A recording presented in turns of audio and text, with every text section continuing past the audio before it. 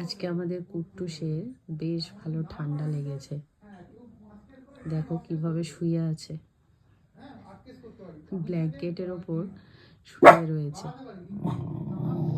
বাইরে রিন্টু কথা বলছে আর আমাদের ফ্রিজটা ঠিক করতে এসছে, তাই এক এক সময় আবার ও ডাকছে, মানে ও যে আছে ঘরে সেটার প্রমাণ দিচ্ছে। ঠিক আছে ঠিক আছে, কাজ করছে বাবা, কাজ করছে, তুমি চুপ করে বসে থাকো। ও সচরাচর মানে ঠান্ডায় এরকম থাকে না। আজকে উপরে উঠে সকাল থেকে বসে আছে। আর আজকে না তোমাদের কাছে আমি কোনো ভিডিও আনতে পারছি না। সকাল থেকে প্রায় 10 বার বমি করেছি আর 4 বার আমার পটি হয়েছে। শরীর খুব ক্লান্ত। এই যে ওআরএসের জল করে রেখেছি, খাচ্ছি।